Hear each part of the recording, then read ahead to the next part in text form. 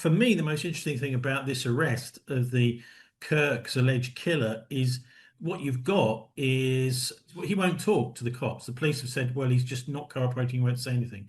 That to me is a big red flag. So, I mean, if it was just something that he just suddenly decided to do as a kind of lone wolf, I can understand that, he would just be wanting to talk a bit about why. But if he's been somehow sworn to silence, if he's part of some sort of death cult or a cult of some sort, if he's been groomed online into this or face to face with individuals, then this is the way that you'd expect him to behave.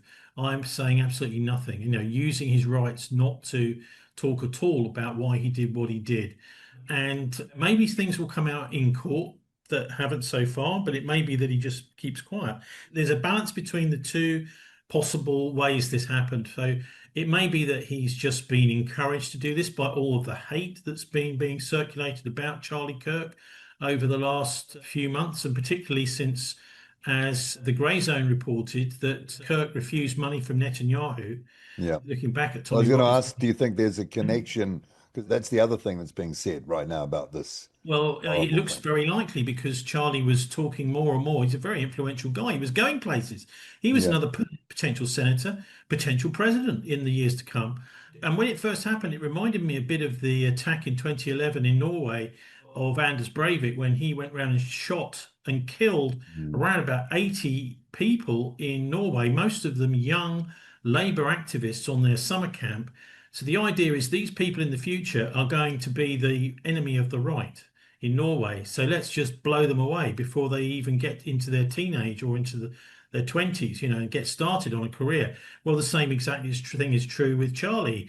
He's a young guy, 31 years old. He's going places. So let's just make sure he never does. And there was so much hate speech about him around, particularly being pushed out by the trans lobby. And there was a trans connection to this guy, Tyler. So you've got this hatred, online hatred, and a media hatred and lobby hatred going on. It may be that he just thought that it would be cool to do. Who knows?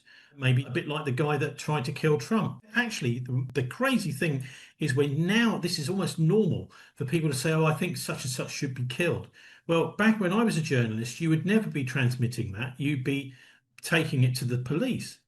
If someone was to say Mm. that, I think someone should be killed, you'd be just giving the cops this information saying, look, this guy, unless maybe it was a covert source of some sort that you trusted, but this is incitement to assassinate, incitement to murder. It's a very serious crime.